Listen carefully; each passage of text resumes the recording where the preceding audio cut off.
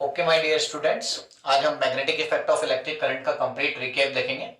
तो सबसे पहले यहाँ पर अपन डिस्कस करेंगे मैग्नेटिक फील्ड के बारे में, ठीक है, जो कि हमारे चैप्टर का नेम है magnetic effect of electric current.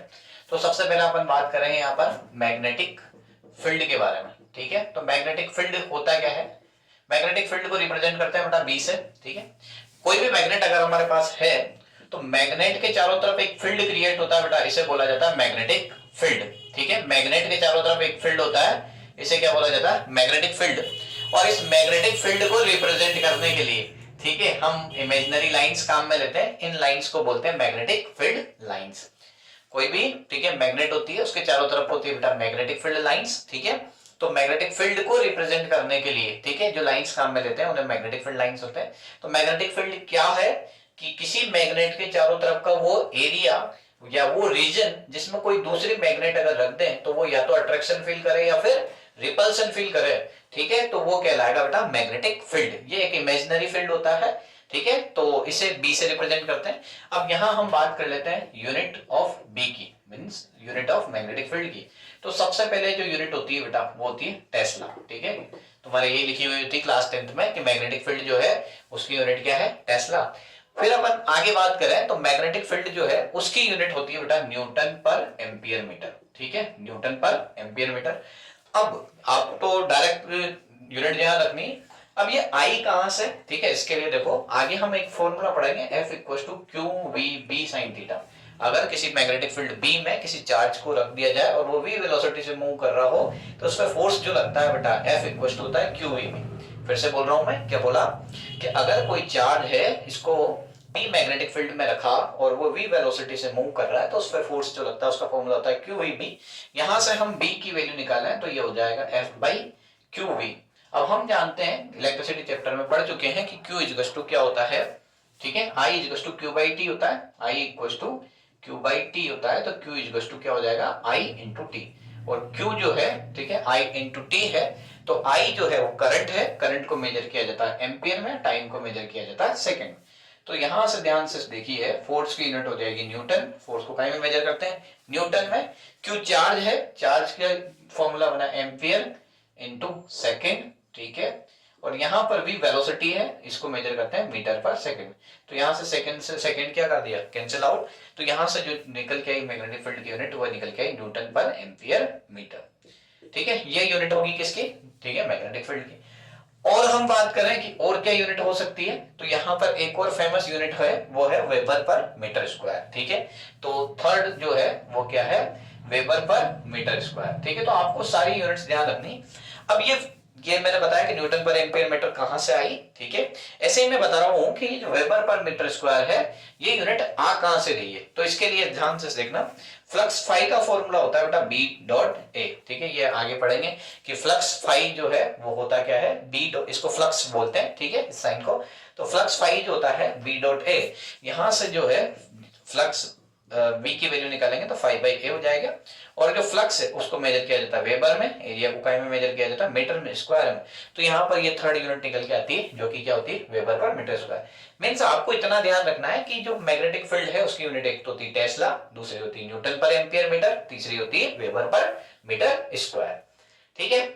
यहां तक डिस्कस होने के बाद अब हम आगे बात करेंगे कि मैग्नेटिक फील्ड लाइंस क्या होती है। तो ये मैग्नेटिक फील्ड समझ में आया, मैग्नेटिक फील्ड को बी से रिप्रेजेंट करते हैं। होता क्या है ये? किसी मैग्नेट के चारों तरफ का वो एरिया जिसमें कोई दूसरी मैग्नेट या तो अट्रैक्शन फील करे या फिर रिपल्शन फील करे, ठीक है। It is the region around which the next magnet या another magnet feel attraction and repulsion, it is called magnetic field.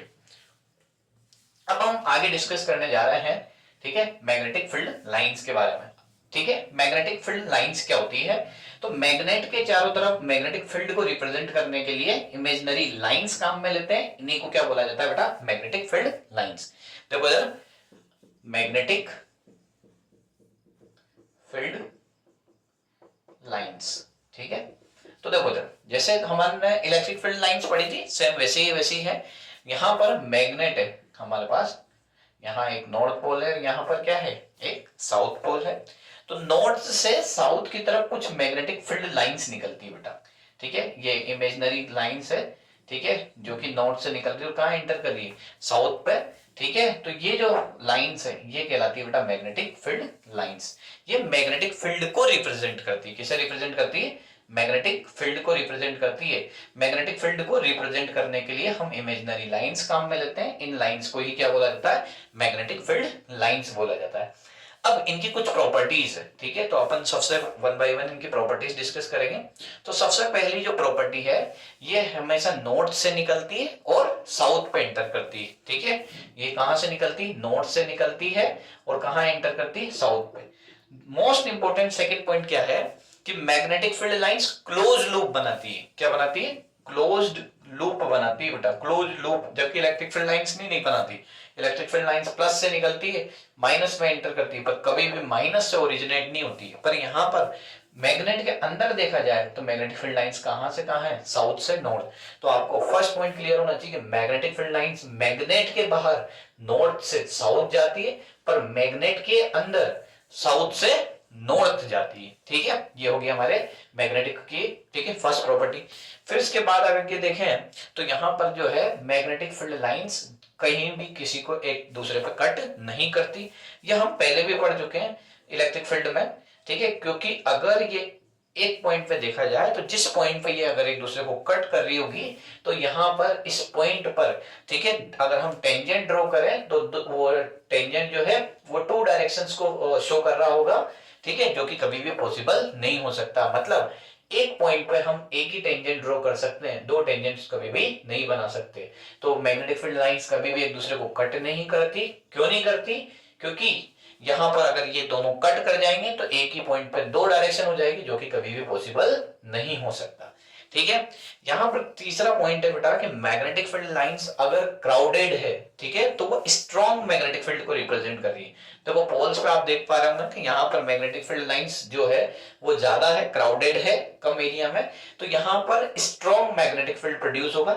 जबकि यहाँ पर देखो दोनों साइड, यहाँ पर मैग्नेटिक फील्ड लाइंस, ठीक है, क्राउडेड नहीं है, तो यहाँ पर जो है वीक मैग्नेटिक फील्ड होगा। तो यहाँ समझ में आया आपको कि अगर पोल्स के पास कैसी होती है मैग्नेटिक फील्ड लाइंस, कैसी होती है? क्राउडेड होती है। तो यहाँ पर कैसा बनता है? स्ट्रॉन्ग मैग्नेटिक फील्ड बनता है, ठीक है। ये हुई हमारे किसके? मैग्नेटिक फील्ड लाइंस की प्रॉपर्टीज के बारे में, ठीक है। अब आगे हम और डिस्कस कर रहे हैं कि मैग्नेटिक फील्ड के बारे में और क्या हो सकता है। ओके, अब आगे हम डिस्कस करने जा रहे हैं कि magnetic effect of electric current ही क्यों दिया नाम। तो ध्यान से सुनना, किसी भी करंट कैरिंग कंडक्टर के, ठीक है, चारों तरफ मैग्नेटिक फील्ड का जो बनना होता है इसी को बोला जाता है बेटा magnetic effect of electric current. The production of magnetic field around a conductor, ठीक है, carrying electric current is called magnetic effect of electric current. मतलब कि अगर हमारे पास कोई, ठीक है, वायर है, उसमें करंट फ्लो हो रही है और उसके चारों तरफ मैग्नेटिक फील्ड प्रोड्यूस हो रहा है, तो उससे बोलते हैं magnetic effect of electric current. मतलब इलेक्ट्रिक करंट की वजह से मैग्नेट बन रही है।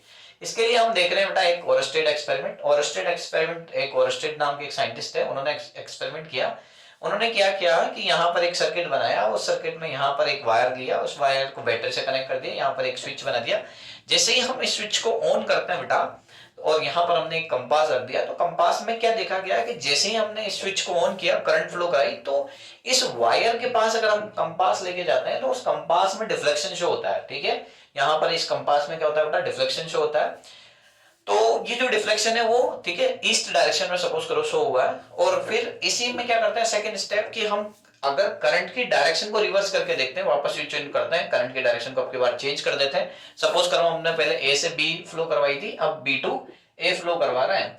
तो यहाँ पर हम देखते हैं कि जो कंपास है उसमें डिफ्लेक्शन तो शो होता है, पर उसकी डायरेक्शन क्या हो जाती है? चेंज हो जाती है। तो यहाँ से एक कंक्लूजन निकल के आया कि अगर किसी वायर में करंट फ्लो हो रही है तो उसके चारों तरफ क्या बन जाता है? मैग्नेटिक फील्ड प्रोड्यूस हो जाता है, ठीक है। और ये जो मैग्नेटिक फील्ड है वो किस पर डिपेंड करता है बेटा? करंट की डायरेक्शन पे। ये ओरस्टेड के एक्सपेरिमेंट से अपने को मिला कि अगर किसी वायर में हम करंट फ्लो कराते हैं तो उसके चारों तरफ क्या हो जाता है? मैग्नेटिक फील्ड प्रोड्यूस हो जाता है। इसका पता कैसे लगा? क्योंकि हमने ये देखा कि जो ये कंपास था इसकी निडल में क्या हो रहा था? डिफ्लेक्शन शो हो रहा था।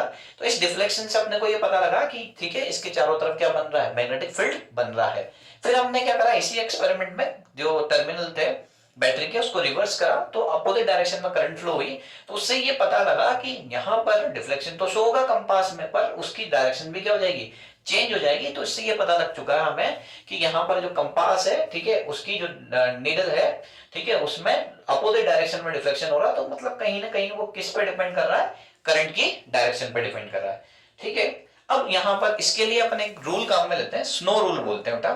ठीक है, स्नो रूल ये कहता है कि अगर आप साउथ से नॉर्थ में करंट फ्लो करा रहे हो, अगर आप साउथ से नॉर्थ में करंट फ्लो करा रहे हो और कंपास ऑन द वायर रखा हुआ है, तो डिफ्लेक्शन किधर होगा, वेस्ट डायरेक्शन में। कहां होगा, वेस्ट डायरेक्शन में। अगर आप, स्नो रूल बोलते हैं इसे, कि अगर आप साउथ से नॉर्थ में करंट फ्लो करा रहे हो तो जो ऑन द वायर अगर आपका, ठीक है, कंपास रखा हुआ है, तो उसका जो डिफ्लेक्शन होगा वो कहां होगा, ठीक है, वेस्ट डायरेक्शन में होगा। फिर इसके बाद अपन डिस्कस कर लेते हैं बेटा कि ये जो मैग्नेटिक फील्ड बना, इसकी कितनी स्ट्रेंथ रहेगी, ये किस किस चीजों पे डिपेंड करेगा, मतलब किन किन फैक्टर्स पे डिपेंड करेगा। जो ये मैग्नेटिक फील्ड बी जो है वो किन किन फैक्टर्स पे डिपेंड करने वाला है। तो इसके लिए अपन देख रहे हैं कि हमारे पास जो मैग्नेटिक फील्ड है वो डिपेंड करता है, एक तो डिपेंड करता है बेटा डायरेक्टली प्रोपोर्शनल होता है करंट के। पढ़ क्या रहे हैं, factors on which magnetic field depend, magnetic field depend. तो किन किन फैक्टर्स पर डिपेंड करेगा, तो देखो यहां से हमने देखा कि जो मैग्नेटिक फील्ड है वो डायरेक्टली प्रोपोर्शनल होता है किसके, करंट के। मींस अगर हम करंट का फ्लो को बढ़ा देंगे तो मैग्नेटिक फील्ड जो बनेगा वो भी क्या हो जाएगा, बढ़ जाएगा। और अगर हम करंट के फ्लो को कम कर देंगे तो जो मैग्नेटिक फील्ड है वो भी क्या हो जाएगा बेटा, कम हो जाएगा। तो यहां से हम ये देख पाए कि मैग्नेटिक फील्ड जो है वो डायरेक्टली प्रोपोर्शनल होता है किसके, करंट फ्लो के। ठीक है, तो ये तो हुआ हमारा फर्स्ट फैक्टर। सेकेंड फैक्टर जो है वो है बेटा हमारा, ठीक है, कि जो मैग्नेटिक फील्ड होता है वो इनवर्सली प्रोपोर्शनल होता है, ठीक है, आर के। और ये जो आर है ये यहां से होती है बेटा किसी भी, मान लो ये स्ट्रेट कंडक्टर है तो इससे परपेंडिकुलर डिस्टेंस किसी भी पॉइंट की, यहाँ आर रेडियस नहीं होता है, ठीक है, किसी वायर है, सपोज करो ये वायर है जिसमें करंट फ्लो हो रही है और इस वायर से किसी डिस्टेंस पे कोई पॉइंट पी रखा हुआ है, तो इस पी पॉइंट की जो डिस्टेंस है ये डिस्टेंस कहलाती है आर, और इस डिस्टेंस के इनवर्सली प्रोपोर्शनल होता है, ठीक है, कौन, मैग्नेटिक फील्ड। मतलब अगर हम इस वायर से किसी डिस्टेंस पे बढ़ाते जाते हैं तो हमारा मैग्नेटिक फील्ड भी क्या होता जाता है, कम होता जाता है। मतलब अगर हमारी आर की वैल्यू बढ़ेगी तो बी की वैल्यू क्या हो जाएगी, कम हो जाएगी। अब आपको एक चीज और मैं बता दूं कि 12th क्लास में आता है, ठीक है, किसी स्ट्रेट वायर की वजह से मैग्नेटिक फील्ड जो होता है वो होता है न्यू नॉट अपॉन 4 पाई। ठीक है, किसी स्ट्रेट वायर की वजह से जो मैग्नेटिक फील्ड होता है वो होता है new not upon 4 pi 2I/A। ठीक है, ये हमारा फॉर्मूला होता है। यहाँ पर a मैंने 2I/r लिख लीजिए क्योंकि हमने डिस्टेंस को r से रिप्रेजेंट किया है। तो म्यू नॉट अपॉन 4 पाई 2I/r ये वैल्यू बताता है बेटा। ठीक, अभी आपको इतना ध्यान नहीं रखना, आपको इतना ध्यान रखना है कि मैग्नेटिक फील्ड एक तो करंट के डायरेक्टली प्रोपोर्शनल होता है और एक इनवर्सली प्रोपोर्शनल होता है किसके, r के। और r जो है वो परपेंडिकुलर डिस्टेंस होती है वायर से। ठीक है, तो इन दो फैक्टर्स पे क्या है, ठीक है, किसी स्ट्रेट वायर की वजह से जो मैग्नेटिक फील्ड प्रोड्यूस होता है वो डिपेंड करता है। ठीक है, इसके बाद अब ये जो मैग्नेटिक फील्ड प्रोड्यूस होता है, ठीक है, ये किस टाइप का रहेगा, ये कहां से क्या इसकी डायरेक्शन रहेगी, इसके लिए यूज में लेते हैं बेटा हम right hand thumb rule. Right hand thumb rule ये बोलता है, ठीक है, तो राइट हैंड थंब रूल को डिटेल में डिस्कस कर लेते हैं कि राइट हैंड थंब रूल क्या है, ठीक है, और क्यों इसे फाइंड आउट करते हैं, क्यों पढ़ते हैं इसे। तो राइट हैंड जो थंब रूल है वो ये बताता है, ठीक है, मैग्नेटिक फील्ड की डायरेक्शन को बताता है कि मैग्नेटिक फील्ड कैसा प्रोड्यूस होगा। ठीक है, right hand thumb rule, right hand thumb rule जो है ये किसको बताता है, मैग्नेटिक फील्ड को बताता है। देखो सपोज करो हमारे पास ये वायर है जिसमें करंट फ्लो रही आई, तो देखो उधर राइट हैंड थंब रूल ये बोलता है कि अगर ये वायर है इसमें आई करंट फ्लो हो रही है तो हम इस वायर के, ठीक है, अगर हम राइट हैंड से ग्रैब करें तो यहाँ पर ये जो थंब है वो करंट की डायरेक्शन को बताएगा और ये जो हमारी राइट हैंड की कर्लिंग फिंगर्स है ये मैग्नेटिक फील्ड को रिप्रेजेंट करेगी। मतलब मैं ये बोल सकता हूँ कि इस तरीके से यहाँ पर, ठीक है, इसके चारों तरफ क्या बन जाएगा, मैग्नेटिक फील्ड बन जाएगा। ठीक है, फिर से बता रहा हूं कि हमारा राइट हैंड लिया, इसी पे हमने थंब को पॉइंट किया करंट की डायरेक्शन में, देन कर्लिंग फिंगर्स जो है वो मैग्नेटिक फील्ड को रिप्रेजेंट करेगी। और मैग्नेटिक फील्ड को रिप्रेजेंट करने के लिए जैसे बेटा इनवर्ड बताना हो तो हम यूज करते हैं क्रॉस साइन। ठीक है, जैसे तीर का निशान होता है वो अंदर जा रहा होता है, तो ये किसको बताता है बेटा, इनवर्ड मैग्नेटिक फील्ड को बताता है। किसको बताता है, इनवर्ड मैग्नेटिक फील्ड को रिप्रेजेंट करता है, ठीक है। ऐसे ही डॉट बना देते हैं बेटा, ये डॉट जो होता है वो किसको रिप्रेजेंट करता है, आउटवर्ड मैग्नेटिक फील्ड। मतलब बताने का तरीका होता है कि यहाँ पर से जैसे वायर है तो यहाँ से मैग्नेटिक फील्ड लाइंस अंदर जा रही होगी और घूम के इधर से बाहर आ रही होगी, ठीक है, इस तरीके से, ठीक है। तो ये होता है right hand thumb rule.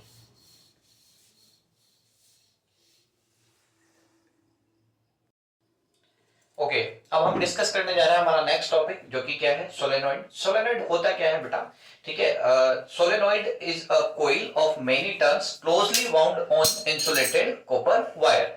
Means क्या है कि अगर हम यहाँ पर बहुत सारे, ठीक है, इंसुलेटेड कॉपर वायर के टर्न्स लेने, मतलब ठीक है, अगर हम बहुत सारे, ठीक है, इंसुलेटेड कॉपर वायर ले लें, मतलब कोई कॉपर वायर है वो इंसुलेटेड है और उसके बहुत सारे टर्न्स लेके हम एक कोइल बना लें, तो फिर ये जो बनेगा इसे बोला जाता है बेटा, ठीक है, सोलेनॉइड। तो सोलेनॉइड क्या होता है, ठीक है, solenoid is a coil of many turns, ठीक है, many turns of an insulated copper wire, ठीक है, ये इंसुलेटेड कॉपर वायर के, ठीक है, होते हैं। अब मेरी बात सुनो, इसमें जो है वो अगर हम ध्यान से देखें तो यहाँ पर अगर हम क्लॉकवाइज करंट फ्लो करा रहे हैं, ठीक है, यहाँ पर अगर क्लॉकवाइज करंट फ्लो होगी, तो जब भी कभी यहाँ पर क्लॉकवाइज करंट फ्लो होगी तो क्लॉकवाइज करंट में हमेशा बनेगा बेटा साउथ पोल। कैसा बनेगा, साउथ पोल। तो देखिए इधर ये जैसे क्लॉकवाइज करंट फ्लो कराई तो करंट क्लॉकवाइज है तो कैसा पोल दिख रहा है, साउथ पोल। और अगर करंट एंटी क्लॉकवाइज फ्लो करा रहा हूं, ठीक है, अगर मैं करंट को कैसा फ्लो करा रहा हूं, एंटी क्लॉकवाइज, तो हमारा कौन बनेगा, नॉर्थ पोल। तो मतलब यहाँ पर सोलेनोइड है, सपोज करो ये मार्कर है, इस पर मैंने वायर वाउंड किया हुआ है और करंट जो है वो क्लॉकवाइज है, ठीक है, जैसे इधर से देख रहा हूं मैं, तो इधर से अगर मुझे क्लॉकवाइज है तो क्लॉकवाइज पे बनता है बेटा, ठीक है, क्लॉकवाइज पे हमेशा बनता है बेटा साउथ पोल और एंटी क्लॉकवाइज, एंटी क्लॉकवाइज पे हमेशा बनता है बेटा नॉर्थ पोल, ठीक है। तो सोलेनॉइड होता है क्या है, ठीक है, क्लोजली वाउंड मेनी टर्न्स होते हैं इसमें, ठीक है, इंसुलेटेड कॉपर वायर का बना हुआ होता है और इसको किससे कनेक्ट कर देते हैं, बैटरी से कनेक्ट कर देते हैं। सपोज करो हमने आई करंट फ्लो कराई तो यहाँ पर जो है जिधर क्लॉकवाइज करंट फ्लो होगी उधर साउथ पोल बन जाएगा और जिधर एंटी क्लॉकवाइज होगी उधर नॉर्थ पोल। एक और शानदार ट्रिक बता रहा हूं मैं आपको कि राइट हैंड लो, इसको करंट की डायरेक्शन में पॉइंट करो तो जो थंब रहेगा आपका वो हमेशा नॉर्थ पोल को रिप्रेजेंट करेगा। सपोज करो आपके करंट इस तरीके से जा रही है तो करंट इस तरीके से जा रही है तो ये जो थंब है वो हमेशा नॉर्थ पोल। अगर करंट इस तरीके से जाएगी तो ये वाला क्या हो जाएगा, नॉर्थ पोल। तो यहां पर अगर हम बात करें कि अगर क्लॉकवाइज करंट फ्लो हो रही है, ठीक है, तो कौन सा पोल बनेगा, क्लॉकवाइज पे साउथ पोल बनता है और एंटी क्लॉकवाइज पे क्या बनता है, नॉर्थ पोल बनता है। अब यहां पर इस सोलेनोइड के मैग्नेटिक फील्ड कैसा प्रोड्यूस होगा उसके बारे में हम क्या कर रहे हैं, डिटेल में डिस्कस कर रहे हैं। तो देखो किधर कैसे डिस्कस करेंगे।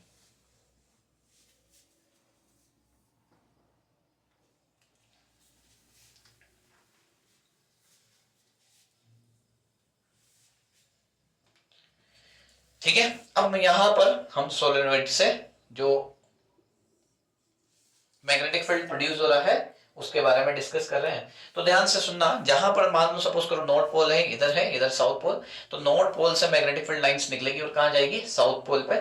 और ये जो मैग्नेटिक फील्ड लाइंस रहेगी बेटा, ये अंदर की साइड जो रहेगी वो कैसी रहेगी, यूनिफॉर्मली रहेगी, मतलब स्ट्रेट लाइन रहेगी यूनिफॉर्मली और बिल्कुल स्ट्रेट लाइन रहेगी। और यहाँ पर जो है वो इस तरीके से मैग्नेटिक फील्ड लाइंस एंटर कर रही होगी, ठीक है, यहाँ पर से बहुत सारी मैग्नेटिक फील्ड लाइंस और यहाँ, ठीक है, इस तरीके से अंदर एंटर करी होगी, ठीक है। तो यहां से ध्यान से देखना बेटा कि यहां से मैग्नेटिक फील्ड लाइंस एंटर करेगी, यहां से मैग्नेटिक फील्ड लाइंस क्या होगी, बाहर निकलेंगी, ठीक है। तो ये हुआ हमारा सोलेनोइड के बारे में, ठीक है। अब मेरी बात सुनो, जो सोलेनोइड से जो मैग्नेटिक फील्ड बनता है बेटा वो भी डिपेंड करता है करंट पे, ठीक है, आर डिस्टेंस पे, ठीक है, जो कि उसके सेंटर से पॉइंट से होगी। और तीसरा होता है बेटा नंबर ऑफ टर्न्स पे, मतलब अगर नंबर ऑफ टर्न्स बनाएंगे तो जो मैग्नेटिक फील्ड बनेगा वो भी क्या हो जाएगा, वो भी स्ट्रॉन्ग होगा, ठीक है। इसके बाद हमारे दो टॉपिक और है जिनको हम नेक्स्ट वीडियो में डिस्कस करेंगे, वो है Fleming left hand rule and Fleming right hand rule.